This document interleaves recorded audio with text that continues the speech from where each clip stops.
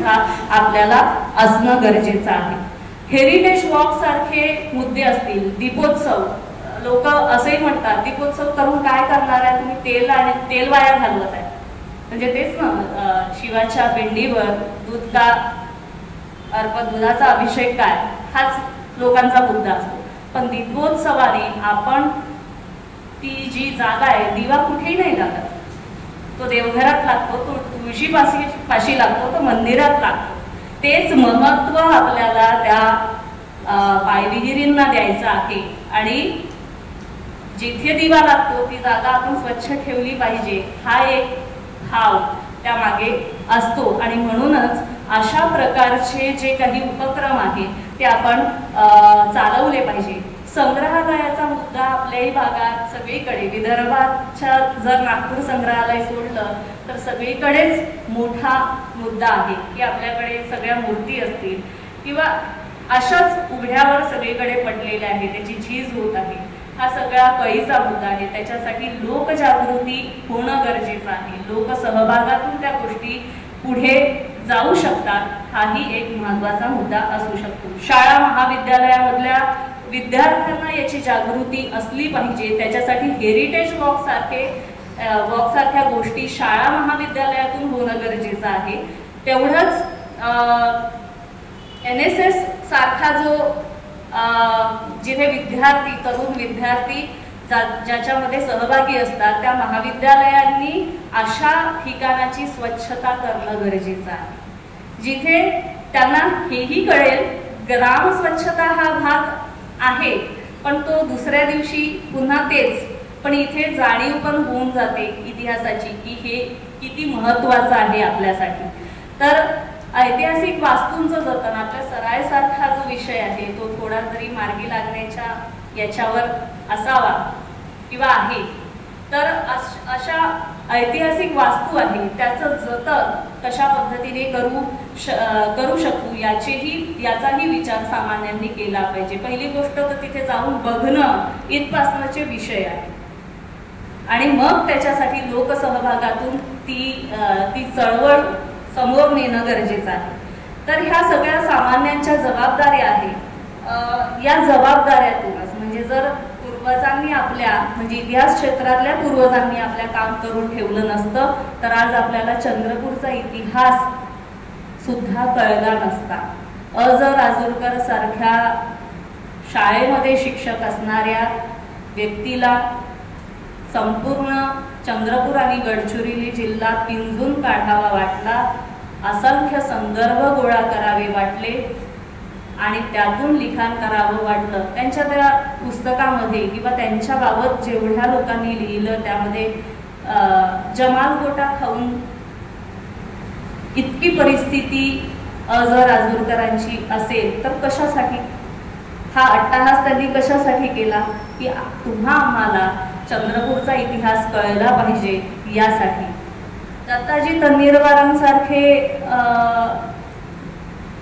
माणसं वयाच्या 60 नंतर हे सगळे लिखाणाचे कामं करू शकतात आणि अगदी म्हणजे आपण सगळे सृजनचे रसिक त्यांच्या त्या प्रवासाची साक्ष आहात आणि अगदी 93व्या वर्षापर्यंत लिखाण सातत्याने लिखाण करू शकता. आपण प्रत्येक इतिहास लिहिणाऱ्याच्या प्रत्येक बाजूवर आपल्याला ती बाजू बरोबरच वाटेल असं नाही, त्याच्यामध्ये मतभेद असू शकतात, पण लिहिणं महत्त्वाचं आहे. त्यांनी जे काही लिहून ठेवलं त्यातून पुढचे जे लोक आहेत त्याचं ते सत्यान्वेषण करून त्यांच्यापेक्षा काहीतरी आणखी पुरावे गोळा करून आणखी पुढचा मार्ग म्हणजे जो कठीण मार्ग होता तो त्यांनी सोपा करून ठेवला, म्हणून आपण इथपर्यंत पोहोचलो आहोत. आमच्या वरोऱ्याची स्थिती पण हीच आहे. सदाशिवराव काकडे यांचंही लेखन फार मोठं होतं, पण दुर्भाग्याची गोष्ट ही की घरामध्ये सगळे सुशिक्षित असताना आपल्या आजोबाचं साहित्य जपून ठेवावं असं कोणाला वाटलं नाही की ते साहित्य समोर येऊ द्यायचं नाही. हे काय आहे हे अजूनपर्यंत अनभिज्ञ आहोत आम्ही. म्हणजे आपण तर सामान्यपणे की आपण ते साहित्य वरोऱ्याचे असल्यामुळे पुढे आलं पाहिजे, आपण त्याचं संपादन करू. माझ्यासारखी व्यक्ती म्हणताय की मी तुम्हाला पब्लिशर कडे घेऊन जाते, आपण त्याचं संपादन करू म्हणजे लोकांना कळेल की हे व्यक्तिमत्व काय होतं. पण पहिल्यांदा गेल्यानंतर आपण असं म्हणतो की ते शोधावं लागेल, आहे कुठेतरी ठेवून शोधावं लागेल. दुसऱ्यांदा म्हणतो कदाचित भावाकडे आहे, तिसऱ्यांदा म्हणतो त्याच्याकडे पण दिसत नाही. तर हे अनुभव आपल्याला येत राहतात. 10दा आपण जाऊ, कुठेतरी काहीतरी धागा मिळतो आणि आपल्याला पुढे मग जेवढं साहित्य शोधायचं होतं ते आम्ही बाहेरूनच शोधलं. जिथे जिथे प्रकाशित झालं हे शोधणं खूप कठीण आहे. तरी आजच्या काळामध्ये आधुनिक पद्धतींच्या माध्यमातून मोबाईलवरून आपण नुसतं गुगलवर जाऊन ते शोधल्या जाऊ शकत नाही, पण आधुनिक पद्धतीने त्याचे कुठेतरी सदाशिव काकडेंचे संदर्भ मिळून जातात आणि मग त्यांनी काय लिहिलं एवढा जरी धागा मिळाला ना मग त्या अंकापर्यंत आपल्याला पोहोचता येतं. असं करून आम्ही त्यांचं साहित्य गोळा केलं, पण सगळं त्यांनी दिलं असतं तर सगळंच हाती लागलं असतं. ते काय म्हणतात की तुमच्याकडे आहे तेवढंच छापा, तुमच्याकडे जितकं असेल तेवढंच छापा. म्हणजे ही उदासीनता म्हणजे एखाद्या इतके ग्रंथ प्रकाशित करणाऱ्या व्यक्तीची असेल तर आपण पुढे जायचं कसं, हा आमच्या तरुण संशोधकांसमोर मुद्दा उपस्थित आहे. याच्यातून काही कुठलेही आमचे स्वतःचे स्वार्थ नाहीये, ते काही माझं साहित्य नाही. पैसा आम्ही खर्च करणार, पण का? कारण वरोऱ्यातल्या आमच्याच गावातल्या एका व्यक्तीचं साहित्य सगळ्यांना लिहिलेलं कळावं म्हणून आपण तिथपर्यंतचा प्रवास करतो.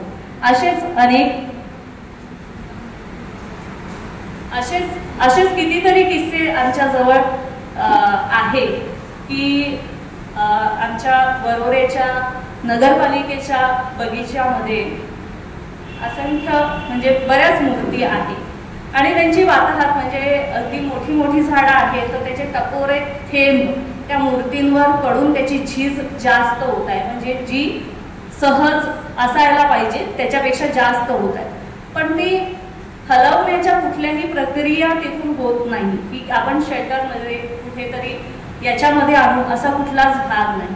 अशीच एक म्हणजे मदनाची मूर्ती की श्रीरामाची म्हणजे आता आपल्याला अयोध्येमध्ये राम विराजमान झाले, मंदिराची स्थापना झाली, त्या पार्श्वभूमीवर सगळीकडे सगळ्या तालुक्यांमध्ये आपण रामाची कुठे कुठे उपासना होते, कुठे कुठे मंदिरं आहेत हे शोधले. आमच्याकडे तो शोध घेण्यात आला आणि एका व्यक्तीने सांगितलं की आपल्या बगीच्यामध्ये रामाची मूर्ती आहे. तो राम नव्हताच.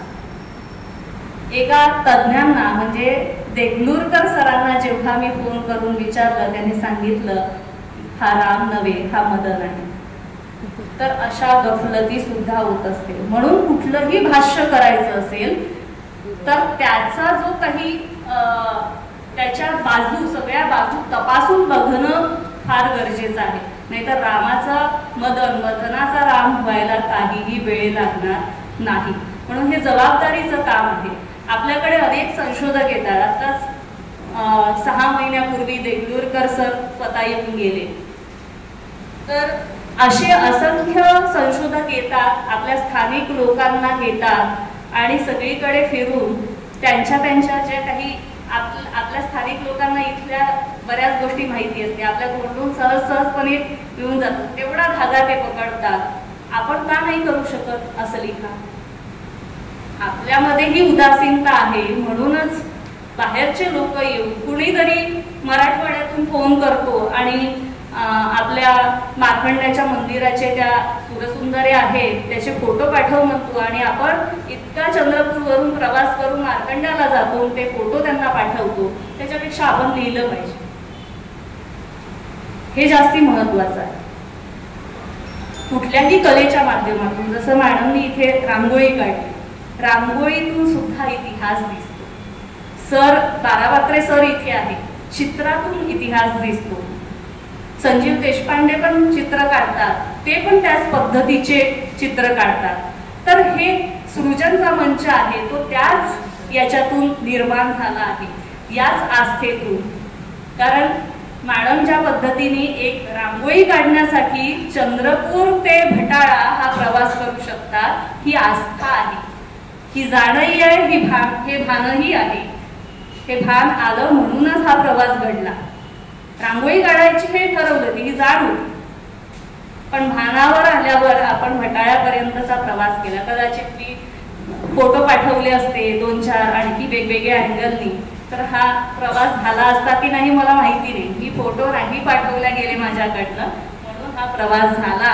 हा प्रवास प्रत्येकाचा होणं गरजेचं आहे. तेव्हा कुठेतरी आपण त्या सगळ्या गोष्टींच्या बाबतीत जागरूक होऊ आणि पुढचा प्रवास म्हणजे आपल्या पुढच्या पिढ्यांपर्यंत आपला सामाजिक, आर्थिक, सांस्कृतिक वारसा, स्थापत्य वारसा याबद्दलच्या गोष्टी किंवा याबद्दलची व्हिजिट यामध्ये आपण सर्रास मुलांशी, पुढच्या पिढीच्या लोकांशी सर्रासपणे बोलू शकू अशी परिस्थिती आपल्याला निर्माण करावी लागेल. आणि हीच इतिहासाची जाण आणि भान आहे. धन्यवाद. मला इथे बोलण्याची संधी दिली त्याबद्दल मी या मंचाचं आणि आशिष दादांचं, सगळ्यांचं म्हणजे रांगोळी काढणाऱ्यांपासून संचालन करणाऱ्यांपर्यंत सगळ्यांचं आभार मानते. धन्यवाद.